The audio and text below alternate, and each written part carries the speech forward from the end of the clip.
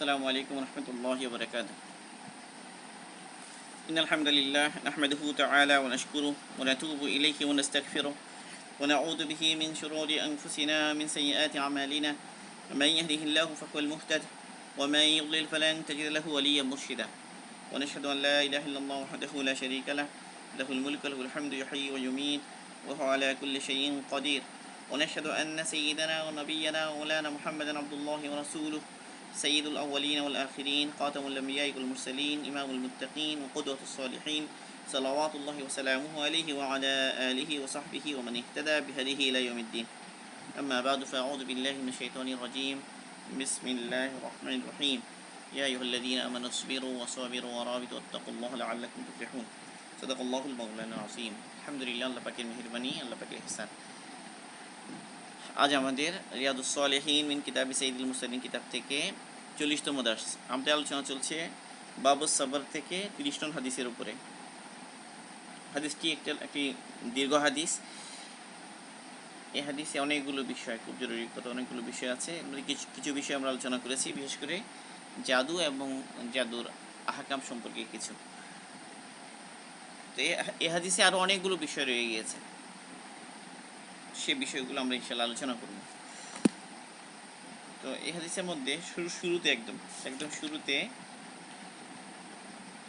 যে বাদশার অধীনে যে জাদুকর ছিল, সে জাদুকর এই কথা বলছে যে আমি বুড়ো হয়ে গিয়েছি, এখন আপনি আমার জন্য একটা ছেলে নির্বাচন করুন, আমি যাকে জাদু শেখাবো। তো জাদু শেখানোর জন্য একটা বালককে নির্বাচন করা, এটার কি হিকমত? বাস্তবে যে শেখানোর জন্য মানুষ সারা বছরে শিখতে পারে, পুরো জীবনে মানুষ শিখতে পারে, কিন্তু শেখার জন্য সবচেয়ে উপযোগী সময় হলো বিশেষ করে শৈশব, কৈশোর। এই সময়ই মানুষের শেখার জন্য সবচেয়ে উপযুক্ত সময়। এবং এই সময়ে মানুষ যখন শিখে তখন সেটা দ্রুত শেখা হয় এবং সেটা সংরক্ষণ করাও সহজ হয়। এই জন্য একটা প্রবাদ, আরবি একটা প্রবাদ এমন আছে যে আল ইলমু ফিস সিগারি কান্নাকশি ফিল হাজারি, ছোটোবেলায় এলিম শিক্ষা দেয়া এমন যেমন পাথরের মধ্যে নকশা করা। পাথরের উপর যদি নকশা করা হয় সে নকশা স্থায়ী হয়। ঠিক তেমনি ছোটোবেলায় যদি এলিম শেখানো হয় বাচ্চাদেরকে, তো সেটা দীর্ঘস্থায়ী হয়। তো ছোটোবেলায় এলিম শিখলে বড় বড় 3টে উপকার। এক হলো দ্রুত শিখতে পারে, বাচ্চারা দ্রুত শিখতে পারে বয়স্কদের তুলনায়, কারণ বাচ্চাদের ব্রেইন ফ্রি থাকে বেশি, ফারেক থাকে। বয়স্কদের ব্রেইন ব্যস্ত থাকে বেশি, তাদের অনেক চিন্তা থাকে, অনেক ধরনের মুশগুলিয়ত আর ব্যস্ততা থাকে, ফলে শেখা কঠিন হয়ে যায়, শিখতে সময় লাগে বেশি। বাচ্চাদের ব্রেইন খালি থাকে, ব্যস্ততা কম থাকে, ফিকির তেমন বিক্ষিপ্ত থাকে না, এই কারণে বাচ্চারা দ্রুত শিখতে পারে। এটা একটা। 2 নম্বর হলো যা শিখে সেটা দীর্ঘস্থায়ী হয়, অনেকদিন মনে থাকে, বাচ্চাদের মনে বা স্মৃতিতে থাকে, কিন্তু বয়স্ক অবস্থায় শিখলে দ্রুত ভুলে যায় মানুষ। 3 নম্বর হলো ছোটোবেলা থেকে মানুষ যে জিনিসটা শিখে, যে জিনিসের জন্য ছোটোবেলা থেকে সে সময় দেয়, তো ওই জিনিসটা সহজে তার রপ্ত হয়ে যায় এবং তার স্বভাব ওইভাবে গড়ে ওঠে। মানে তার স্বভাবের উপরে তার শিক্ষার একটা প্রভাব পড়ে। এক ব্যক্তি ছোটোবেলা থেকে এলএম শিখেছে, দিন শিখেছে, তো তার উপরে তার এলমের, তার ওই জ্ঞানের প্রভাব ছোটোবেলা থেকেই পড়বে এবং ওইভাবেই তার জীবন গড়ে উঠবে। আর যদি এই শিক্ষাটা অনেক সময় দেরিতে হয়, তো মানুষ বিভিন্ন কাজে অভ্যস্ত হয়ে যায়, সেখান থেকে আবার তার অভ্যাসকে পরিবর্তন করা কঠিন হয়। তো ছোটোবেলায় শেখানো এটার দ্বারা সুবিধা বেশি। তো ছোটোবেলায় যে একটা বালক তালাশ করার জন্য, যে ছোট বালক একে যদি জাদু শেখানো হয়, তাহলে এই জাদুর বিষয়টা তার তবিয়ত, স্বভাবের মধ্যে প্রবেশ করবে এবং তাকে একদম ছোটোবেলা থেকেই প্রভাবিত করবে, এই উদ্দেশ্য।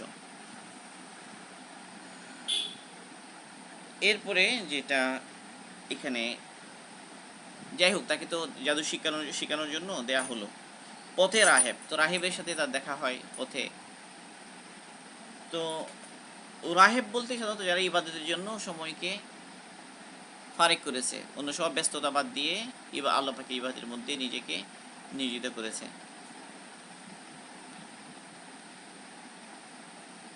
তো সাধারণত মানে মানুষের ধারণায় যে যারা ইবাদত গুজার আবেদ, তো অনেক অনেক আবেদ আছে যারা মুখ্য হয়, মানে দ্বীনি ইলম থেকে বঞ্চিত হয়, দ্বীনি ইলম থাকে না কিন্তু ইবাদত গুজার হয়।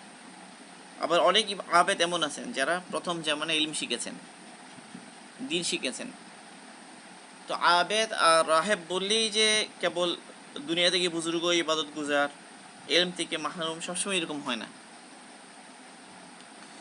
হ্যাঁ, ইবাদত গুজারদের এক শ্রেণী আছে যারা আসলে জ্ঞান শূন্য, ইলম থেকে বঞ্চিত, এরকম একদল আছে। কিন্তু যারা সত্যিকারের জাহেদ, আবেদ, যারা দুনিয়া থেকে বুজুর্গ, তো অনেকেই আছেন যে ইলমের জন্য একটা বিশাল সময় দিয়েছেন, যেমন ফুজাইল ইবনে আয়াস। তো এই ধরনের আরও অনেক বুজুর্গ যাদের কথা আমরা শুনি আমাদের ইসলামের ইতিহাসে, অনেক দুনিয়া থেকে বুজুর্গের কথা আমাদের ইতিহাসে আছে, যেমন মারুফ খারাকি, তারপর হলো বিশির হাফি, তারপর হলো ফুজাইল ইবনে আয়াস। এরকম অনেক বুজুর্গদের কথা আমরা শুনি আমাদের ইতিহাসে, যারা তাদের ইবাদত বন্দেগীর জন্য বিখ্যাত। তো তাদের জীবন আলোচনা করলে, তাদের জীবন সম্পর্কে একটু পড়াশোনা করলে দেখা যায় তারা ইলমের জন্য লম্বা সময় দিয়েছেন। যেমন ফুজাইল ইবনে আয়াসের কথা আমরা বলতে পারি, বা আরও অনেক বুজুর্গদের কথা আমরা বলতে পারি। অনেকে ছিলেন যে প্রথম জামানায় তাদের জীবনে উল্টাপাল্টা ছিল, কেউ ডাকাত ছিলেন, কেউ বিনোদের অন্যায় কাজের মধ্যে লিপ্ত ছিলেন, অনেকেই এরকম আছে। এরপরে কোনো একটা পরিস্থিতিতে আল্লাহ পাক তাদেরকে হেদায়েত দান করেছেন। হেদায়েত দান করার পরে তারা প্রথমে ইলম শিখেছেন, যেমন ফুজাইল ইবনে আয়াস। এরকম আরও অনেক বুজুর্গদের ব্যাপার আছে এরকম, যে এমনকি অনেকে আছেন যে যারা বুখারী মুসলিমের রাবি, এমনি তারা বিখ্যাত হিসেবে, আবেদ বুজুর্গ হিসেবে বিখ্যাত, কিন্তু অথচ তারা হাদিসের রাবি, হাদিস বর্ণনা করেছেন। তার মানে বোঝা গেল যে তারা মুহাদ্দিসও ছিলেন এবং ইলম হাসিল করেছেন। এরকম অনেকেই আছেন যে যারা লম্বা সময় উলামা ফুকাহাদের সংস্পর্শে ছিলেন, এরপর ইবাদতের মধ্যে নিজেকে লিপ্ত করেছেন এবং ইবাদত গোজার হিসেবে প্রসিদ্ধি লাভ করেছেন। তো এই জন্য রাহেব শুনলে বা আবেদ শুনলে, ইবাদত গুজার শুনলে সবসময় এই কথা মনে করা যে সম্ভবত মানে জাহেরি এলেম থেকে মানে বঞ্চিত এরকম মানুষ, যে এলেম শিখে নাই, শুধু ইবাদত গুজার হয়ে বুজুর্গ হয়ে গেছে, এরকম না। আসলে সব কিছুর আগেই এলেম শিখতে হয়, এলমের একটা বিশাল ভূমিকা আছে। এই যে ইমাম বুখারী রহিমাহুল্লাহ তার বুখারী শরীফে একটা অধ্যায় শিরোনাম দিয়েছেন, এভাবে একটা অধ্যায় শিরোনাম দিয়েছেন তিনি এই নামে, যে আল ইলমু ক্বাবলাল কওলি ওয়াল আমালি, মানে কোনো কিছু বলার আগে ইলম, অথবা কোনো একটা কাজ করার আগে জ্ঞান, কোনো একটা আমল করার আগে ইলম, এবং কোনো একটা কথা বলার আগে। আল ইলমু ক্বাবলাল কওলি, বলার আগে, আমরা বলতে পারি যে দাওয়াতের আগে, যে একজন দিনে দাওয়াত দিবে, মানুষকে নসিহত করবে, তো এর আগেও তার ইলম শিখা চায়, কারণ সে কী নসিহত করবে না হলে।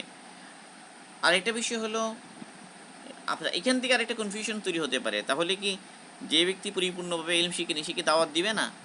যে না, মানে দাওয়াতের জন্য তো ইলমের কামেল দরজা শর্ত না। এক ব্যক্তি দাওয়াতের কাজ করবে, এই জন্য ইলমের কামেল দরজা তাকে আগে হাসিল করতে হবে, এটা শর্ত নয়। তবে এটা অবশ্যই জরুরি যে সে যা দাওয়াত দিবে সেটা যেন ইলম মোতাবেক হয়। সে যে জিনিস জানে না সে জিনিসে দাওয়াত দেবে না, যে জিনিস গলত জানে সেটার উপরে দাওয়াত দেবে না, যে জিনিস সঠিকভাবে জানে সেটারই দাওয়াত দিবে। মানে কেউ যদি মাত্র একটা হাদিস জানে বা একটা আয়াত জানে, সেটা সে দাওয়াত দিবে। বাল্লিগু আন্নি ওয়ালাউ আয়া, হাদিসে এসেছে বাল্লিগু আন্নি ওয়ালাউ আয়া, তুমি আমার পক্ষ থেকে যদি একটা হাদিস জানো সেটাও পৌঁছাও। তো ওয়ালাউ একটা হাদিস হলেও পৌঁছাও, কিন্তু এক হাদিস এটা কোনটা, যেটা সে জানে। যেটা সে জানে না সেটা পৌঁছানোর দায়িত্ব তার উপরে নাই। যে ব্যক্তি, যে জ্ঞান যার নাই, যে ইলম যার নাই, সে পৌঁছানোর দায়িত্ব তার উপরে নাই। রাসূল সাল্লাল্লাহু আলাইহি ওয়াসাল্লামকে আল্লাহ পাক পৌঁছানোর কথা বলেছেন, বাল্লিগ মা উনজিলা ইলাইকা মির রাব্বিক, হে রাসূল আপনি পৌঁছান যে জ্ঞান আপনার কাছে আপনার রবের তরফ থেকে নাজিল করা হয়েছে, যা আপনার উপরে নাজিল করা হয়েছে তা পৌঁছান। তা পৌঁছাবে কি? যা নাজিল করা হয়েছে, যা নাজিল করা হয়েছে সেটা কি? সেটা ইলম। রাসূল সাল্লাল্লাহু আলাইহি ওয়াসাল্লামের উপরে যে ওহী নাজিল হয়েছে সেই ওহীটা কি? সেটা ইলম। তো যে ওহী নাজিল হয়েছে সেটা আপনি পৌঁছান। তাহলে এই ব্যাপক আয়াত দ্বারা, কোরআন পাকের ব্যাপক আয়াত রাসূলের উপরে, যেটা এইমাত্র তেলাওয়াত করলাম, বাল্লিগ মা উনজিলা ইলাইকা মির রাব্বিক, আপনি পৌঁছান যে ইলম আপনার কাছে নাজিল হয়েছে আল্লাহ পাকের তরফ থেকে, যা আপনার কাছে নাজিল হয়েছে। যা বলতে ইলম উদ্দেশ্য, ইলম। আবার একইভাবে আমরা যদি ওই হাদিসটা যে রসুলের তারগিব দাওয়াতের জন্য বা তাবলীগের জন্য যে তারগিব যেটা যে হাদিস, সেটা যদি আমরা খেয়াল করি যে বাল্লিগু আন্নি ওয়ালাউ আয়া, যে তুমি একটা কথা হলেও পৌঁছাও। তো একটা কথা হলেও পৌঁছাও, একটা কথা কোনটা যেটা সে জানে, একটা পৌঁছাও, মানে যেটা জানে সেটা পৌঁছাও।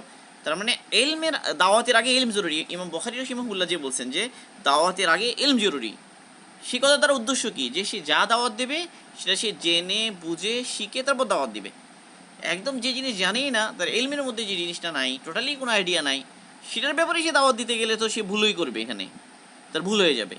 তার মানে এই কথা বলা উদ্দেশ্য যে দাওয়াতের জন্য এলমের পরিপূর্ণতা শর্ত না, মানে একজন কামেল দরজার ইলম থাকা শর্ত নয়, বড় আলেম হতে হবে, পরিপূর্ণ জ্ঞানী হতে হবে, এটা এটা শর্ত নয়, কিন্তু যা দাওয়াত দিবে সেটা তার ইলমে থাকা শর্ত।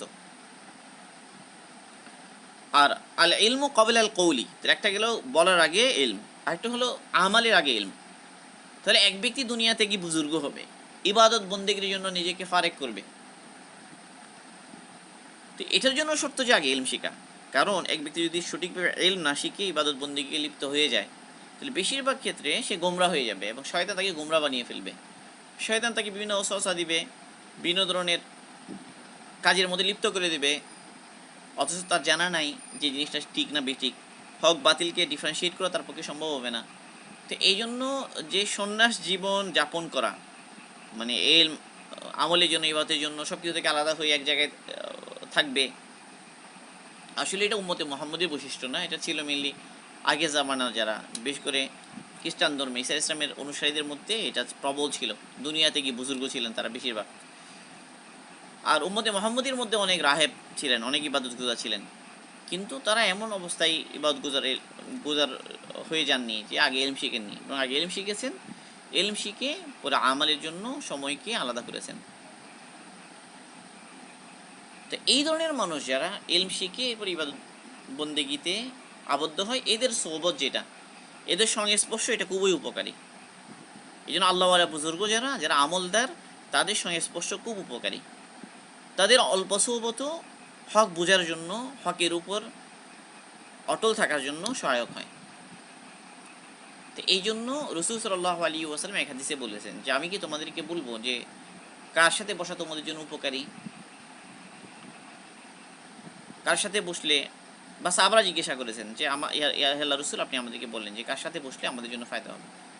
তাহলে রসুল বলেছেন যারা ইলমের দ্বারা তোমাদের জ্ঞানের তরক্কি হয়, যারা আমালের দ্বারা তোমাদের আকিরাতের স্মরণ তাজা হয়, আর যাকে দেখলে আল্লাহ পাকের কথা মনে পড়ে। যাকে দেখলে আল্লাহ পাকের কথা মনে পড়ে, এটা দ্বারা কী উদ্দেশ্য? কারণ সেই ব্যক্তি সবসময় আল্লাহ পাকের হুকুম মানে, গুনাহ থেকে বাঁচে, নাফরমানি থেকে বাঁচে। তো এরকম মানুষের সঙ্গে স্পর্শ অবলম্বন করলে তো নিজের অন্তরেও আল্লাহ পাকের ভয় সৃষ্টি হয়, যে এই ব্যক্তি যেভাবে আল্লাহ পাকের ইবাদতের জন্য, আল্লাহ পাকের হুকুম মানার জন্য তৎপর, আমারও তো আল্লাহ পাকের হুকুম মানা উচিত এভাবে। এই ব্যক্তি যেভাবে গুনাহ থেকে বেঁচে আছে, নাফরমানি থেকে বেঁচে আছে, আমারও তো এরকম নাফরমানি থেকে বেঁচে থাকা দরকার। তাহলে এটা হলো কোনো ওই আল্লাহওয়ালাদেরকে দেখলে আল্লাহ পাকের কথা মনে পড়ে যাওয়ার অর্থ। মানে সেই ব্যক্তি যেহেতু আল্লাহ পাকের হুকুম আহকামের পাবন্দ, তো তার সঙ্গে স্পর্শ অবলম্বন করলে নিজের মধ্যেও আল্লাহ পাকের স্মরণ তাজা হয়।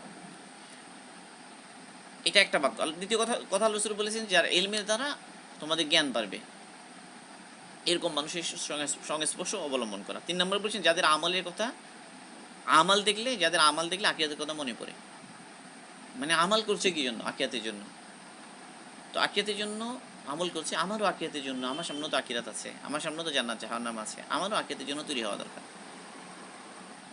তো রাসূল সাল্লাল্লাহু আলাইহি ওয়াসাল্লাম সোহবতের কথা বলেছেন, সংস্পর্শ এটা অনেক বেশি জরুরি, অনেক বেশি জরুরি এরকম সংস্পর্শ এখতিয়ার করা। এবং সাহাবাদের মধ্যেও তারা সোহবত এখতিয়ার করতেন। যারা অপেক্ষিত জুনিয়র সাহাবী, তারা বড় বড় সাহাবীদের সোহবতে থাকতেন। অনেক সাহাবীরা তারা ওমর রাদিয়াল্লাহু আনহু সোহবতে থাকতেন। ওমর রাদিয়াল্লাহু আনহু সোহবতে তারা লম্বা সময় অতিবাহিত করতেন। এবং তাবেঈগণ সাহাবাদের সোহবতে থাকতেন। অনেক তাবেঈ তাদের জিন্দেগি গঠিত হয়েছে সাহাবাদের সংস্পর্শে। এরপরে এভাবেই সোহবতের যে সিলসিলা, এইভাবেই সাহাবাদের থেকে শুরু করে রাসূল থেকে শুরু করে এখনো পর্যন্ত যেটা জারি আছে। তাহলে দিন, এটা সোহবতের দ্বারা দিন আসে। যারা আল্লাহওয়ালা, আমলওয়ালা, তাদের সোহবতে থাকার দ্বারা মানুষের মধ্যে দিন আসে। এটারই একটা নজির হলো এই ঘটনাটা। ওই ছেলে শিখতে যাচ্ছে জাদু। তো পথে তার জন্য আল্লাহ পাকের মেহেরবানি, তার জন্য আল্লাহ পাক নেক সৌবতের ব্যবস্থা করেছেন, নেককারের সঙ্গে স্পর্শ আল্লাহ পাক তাকে দান করেছেন, যে কারণে তার জিন্দগি পাল্টে গেছে। নাইলে তো বাদশাহ তাকে বেছে নিয়েছে জাদু শেখার জন্য, তার পরিবারও রাজি ছিল এটার উপরে, এটা বোঝা যায় যে তার পরিবারও এটার উপরে রাজি ছিল। পরিবারের যদি সম্মতি না থাকতো এটা তো সম্ভব হতো না। এবং নিয়মিত সেই পরিবার থেকে ওই জাদুকরের উদ্দেশ্যে যেত, মাঝখানে রাহেব আবার ফিরে আসতো, আবার যেত। তাহলে তার পরিবারও চেয়েছে যে সে জাদুবিদ্যায় পারদর্শী হোক, কিন্তু আল্লাহ পাকের ইচ্ছে ছিল তাকে দিয়ে কাজ নেয়ার, তার জন্য আল্লাহ পাক কল্যাণের এরাদা করেছেন। এখন তার জন্য আল্লাহ পাক কল্যাণের এরাদা করেছেন, এই জন্য আল্লাহ পাক তার জন্য যে জিনিসের ব্যবস্থা করেছেন সেটা হলো এক আল্লাহ আল্লাহর সঙ্গে স্পর্শকে আল্লাহ পাক তার জন্য নির্বাচন করেছেন। তাহলে একটা হলো যে আল্লাহ তার তার জন্য তার পরিবার বা বাদশাহ যেটাকে ঠিক করে সেটা হলো সে জাদু শিখবে, জাদুঘরের সংস্পর্শ সে অবলম্বন করবে। আল্লাহ পাক খেয়াল করলেন যে আল্লাহ পাক তাকে দিন দিবেন, হেদায়েত দান করবেন, এই জন্য আল্লাহ পাক তার জন্য নেককারের সৌবতের ব্যবস্থা করলেন। তো এটা তো আল্লাহ পাক করলেন, আল্লাহ পাকে তাকে গাইড করলেন। তার বিপরীত আমরা বলি যে এক ব্যক্তি হক পেতে চায়, এক ব্যক্তি হেদায়েত পেতে চায়, এক ব্যক্তি দিন পেতে চায়, তাহলে তাকে কী করতে হবে? তাকে ওইরকম নেককারদের সৌবত অবলম্বন করতে হবে, নেককার আল্লাহওয়ালাদের সঙ্গে স্পর্শ, তাদের নসিহত তাকে শুনতে হবে। এটা ছাড়া সে আগে বাড়তে পারবে না।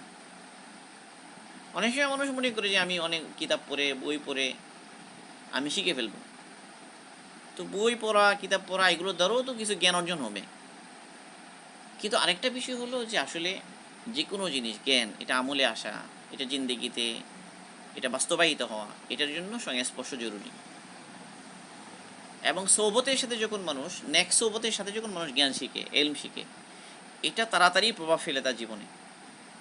জ্ঞান যখন নেক সংস্পর্শের সাথে হয়, নেককারদের সংস্পর্শের থেকে জ্ঞান শেখা হয়, সে জ্ঞান জিন্দেগিতে তাড়াতাড়ি প্রভাব ফেলে, তাড়াতাড়ি তার জীবনকে রাঙিয়ে দেয়। আর নেককারদের সংস্পর্শ ছাড়া যে মানুষ জ্ঞান শিখে, নেককার আল্লাহওয়ালা আমলওয়ালা, তাদের সংস্পর্শ ছাড়া যে মানুষ যখন জ্ঞান শিখে, এলম শিখে, তো তখন ওই এলমের রঙে জিন্দেগি রঙিন হতে সময় নেই, সময় লাগে। অনেক সময় জ্ঞান সে অর্জন করে কিন্তু সেটা তার জিন্দেগিতে প্রতিফলিত হয় না। তো এই জন্য দিনই জ্ঞানের ক্ষেত্রে সংস্পর্শ খুবই জরুরি, নেক্সট ওভার জরুরি। এই বিষয়টা এখানে বুঝে আসে এখান থেকে। এরপরে যেটা একটা কথা এখানে আসে যে তাকে এক পর্যায়ে সে যখন বললো যে আমাকে রাহেব দেরি হয়ে গেলে মারে, ওই জাদুকর আমাকে দেরি হয়ে গেলে মারে, তখন ওই রাহেব বললেন যে তাহলে তুমি এক কাজ করো, তুমি যদি আশঙ্কা করো যে তোমাকে সে মারবে, তো তুমি বলবা যে তোমার পরিবারের কাছ থেকে রওনা হতে তোমার দেরি হয়ে গেছে, মানে পরিবারওয়ালারা তোমাকে আটকে রেখেছে, এই কারণে তোমার উপস্থিতি দেরি হয়ে গেছে। আবার যখন তুমি তার কাছ থেকে ফিরে যাবা তোমার পরিবারের কাছে, তো পরিবারওয়ালারা তোমাকে মারতে পারে, কী ব্যাপার দেরি হয়ে গেল কেন? তখন তুমি এই কথা বলো যে ওই জাদুকর আমাকে আটকে রেখেছে, জাদুকরের কাছ থেকে আসতে আমার দেরি হয়ে গেছে এই জন্য।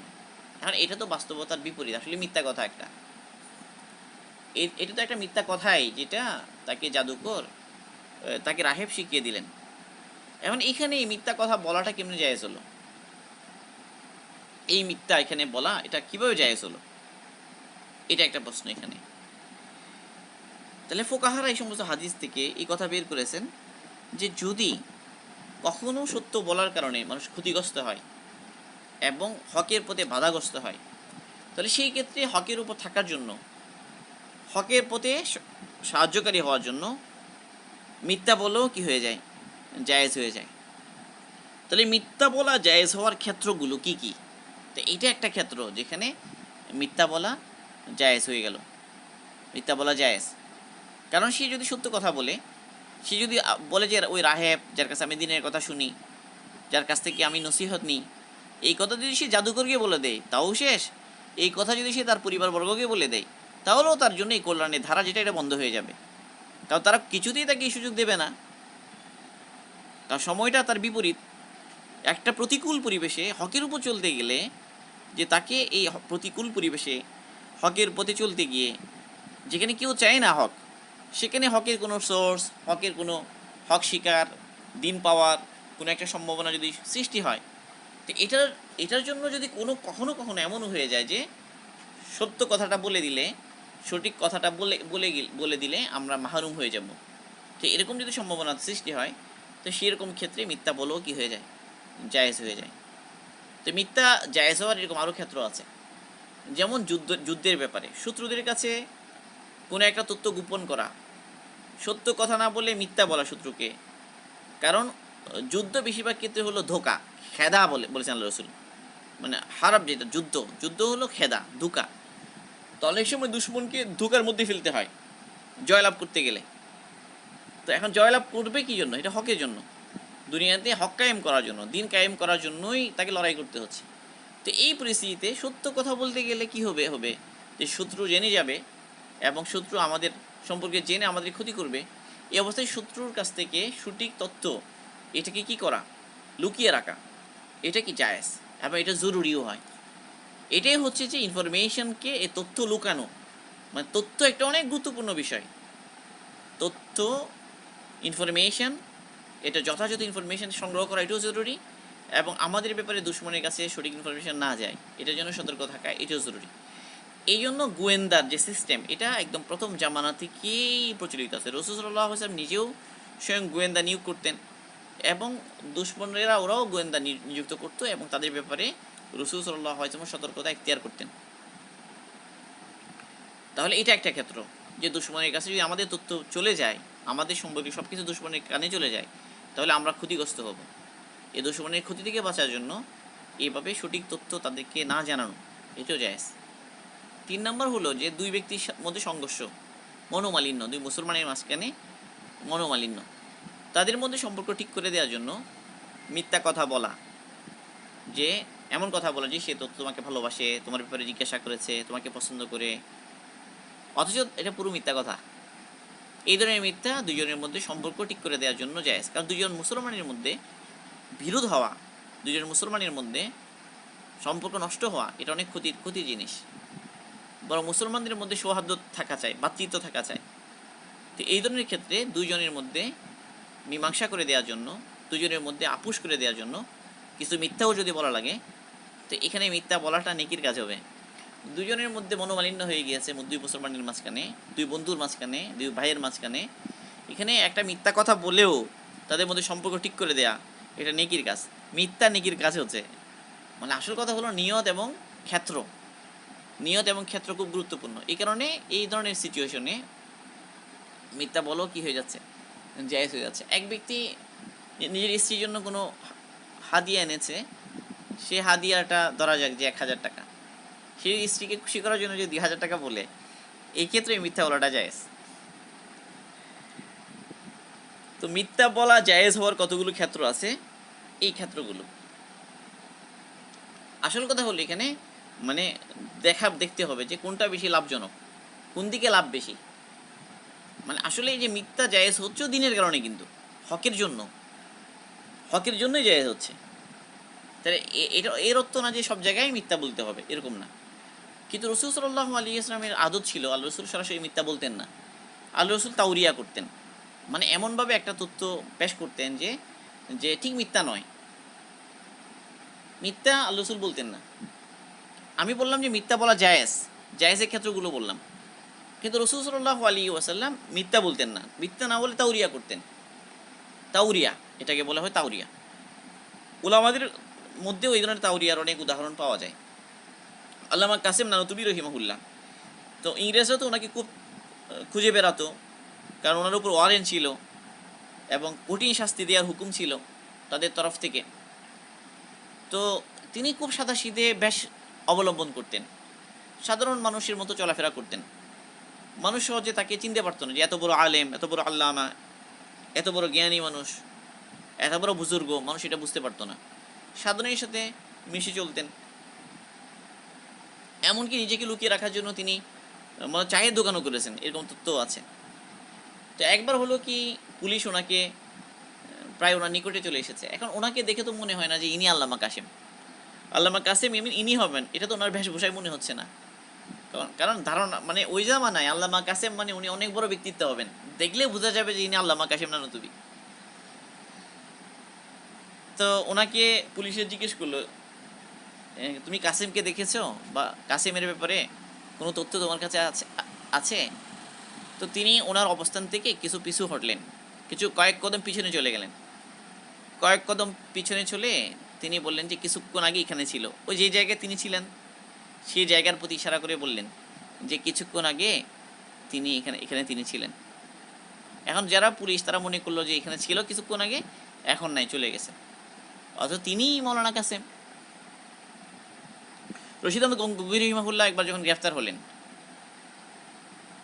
তো ওনার হাতে তসবিহ ছিল এবং ওনার সাথে তখন অস্ত্র ছিল। তো তো তারা বলেছে যে গ্রেফতার হলেন বা মানে জেরা করতে এসেছে বা এরকম একটা সিচুয়েশন আর কি, সাথে অস্ত্র ছিল। তো বলেছে যে আপনার কাছে কি অস্ত্র আছে? তো তিনি তসবিহ বাড়িয়ে দিয়ে হাতের সামনে তসবিহ নিয়ে বলেছেন এটাই আমাদের অস্ত্র। তো উনি তো বুজুর্গ মানুষ, আল্লাহওয়ালা মানুষ, তসবিটা এমন ভঙ্গিতে উনি ধরেছেন যে এটাই আমাদের অস্ত্র। তো তারা বুঝেছে যে এত বড় বুজুর্গ মানুষ, অস্ত্র থাকার প্রশ্নই আসে না, এই তসবি এটাই ওনার সাথে মানায়। বাস তাওরিয়া করেছেন, মিথ্যা বলেননি। তো আমাদের জিন্দগিতে এই ধরনের তাওরিয়ার অনেক ঘটনা আছে, আমাদের আকাবিদের জীবনে এই ধরনের অনেক ঘটনা আছে।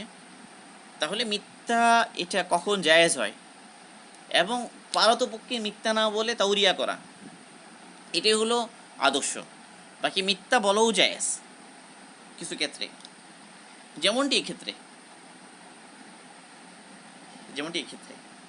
গেলাম। এরপরে বিষয় হলো যে এখানে ওই ছেলেটা সে তো একদিকে জাদুকরের কাছে যাচ্ছিল, আবার এদিকে রাহেবের কাছে যাচ্ছিল। এখন এক পর্যায়ে সে চিন্তা করলো যে এখন কে হক আছে, কোনটা তার জন্য কল্যাণকর, আল্লাহ পাক কার উপরে সন্তুষ্ট বেশি। তো এই জন্য পথে একদিন একটা হিংস্র জানোয়ার পড়লো। হিংস্র জানোয়ারের ভয়ে মানুষজন বের হতে পারছে না, চলাফেরা করতে পারছে না, আটকে গেছে মানুষ। এখন সে একটা পাথর নিয়ে আল্লাহ পাকের কাছে দোয়া করলো যে আল্লাহ, যদি আপনার কাছে রাহেব যদি উত্তম হয় ওই জাদুঘরের তুলনায়, তাহলে আমি আমার এই পাথর দিয়ে আপনি এই হিংস্র জানোয়ারকে হত্যা করেন।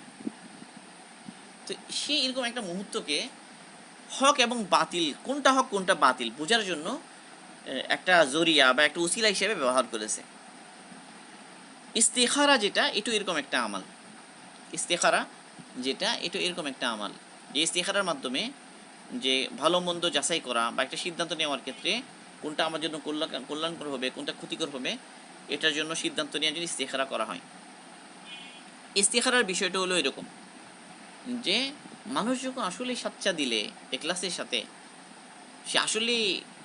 সে তার জন্য দিনের কল্যাণ হোক আখিরাতের কল্যাণ হোক এটাই সে কামনা করে, এটার জন্য সে আল্লাহ পাকের তরফ থেকে এটা ফয়সালা চায় বা আল্লাহ পাকের তরফ থেকে যে কোনো একটা ইশারা পেতে চায়। তো এই ধরনের মুহূর্তে একটা এরকম কোনো আমালের মাধ্যমে হক এবং বাতিল কোনটা এটা নির্দিষ্ট করার জন্য চেষ্টা করা, তাহলে এটা কিন্তু এটার উদ্দেশ্যই কিন্তু ইস্তেখারা। হ্যাঁ, ইস্তেখারার মধ্যে বসে সবসময় যে সে একদম স্বপ্নে দেখবে, ডেফিনিট একটা বিষয় জেনে যাবে এরকম না। বাকি ইস্তেখারাটা হলো খায়রের জন্য দোয়া, মানে কোনো একটা আমালের ক্ষেত্রে যদি সে ইস্তেখারা করতে থাকে তাহলে আল্লাহ পাক যেটা মধ্যে কল্যাণ সেদিকে আল্লাহ পাক তার জন্য রাস্তা খুলবেন, তার জন্য ওই কল্যাণকর কাজ যেটা এটা আল্লাহ পাক সহজ করে দেবেন। তো এই হলো ইস্তেখারার বিষয়টা। ইস্তেখারা একটা গুরুত্বপূর্ণ আমাল। ইস্তেখারা যেরকম সুন্নত তরিকা আছে ঠিক তেমনি মানে বুজুর্গদের অনেক শেখানো আমাল আছে। ইস্তেখারার আরও বিভিন্ন ধরনের পদ্ধতি আছে, ওই পদ্ধতিগুলো ব্যবহার করা যায়। বাকি সুন্নত তরিকার যে ইস্তেখারা সেটাই অবলম্বন করাটা উত্তম। নাইলে ইস্তেখারার আরও অনেক পদ্ধতি আছে যেগুলো বুজুর্গদের বিভিন্ন ধরনের পদ্ধতির কথা বলেছেন। এই ধরনের পদ্ধতিগুলো কি হবে না, বিদআত হবে না। বাকি উত্তম হলো যে সুন্নত তরিকার যে ইস্তেখারা সেটা অবলম্বন করা। তো ইস্তেখারা যে কোনো কাজের ক্ষেত্রে যেখানে কনফিউশন সৃষ্টি হয় সেখানে সঠিক আল্লাহ পাকের তরফ থেকে ফয়সালা নেওয়ার জন্য চেষ্টা করা, এটা কি জায়েজ। এরপরে যেটা গুরুত্বপূর্ণ বিষয় হলো, এরপর ওই ছেলে তার দোয়া আল্লাহ পাকের কাছে কবুল হয়েছে এবং ওই জানোয়ার আল্লাহ পাক হত্যা করেছেন ওই জানোয়ারকে। এরপরে তার অনেক কারামত প্রকাশ হয়ে পড়ল, এবং সে কোনো অসুস্থ ব্যক্তি যখন সে সুস্থ হতে চায় তার কাছে আসে, তখন সে বলে যে তুমি ঈমান আনো, তুমি যদি ঈমান আনো আল্লাহ পাকের উপরে, হক গ্রহণ করো, তো তোমার জন্য আমি আল্লাহ পাকের কাছে দোয়া করবো, আল্লাহ পাক তোমাকে শেফা দান করবেন। তো এখানে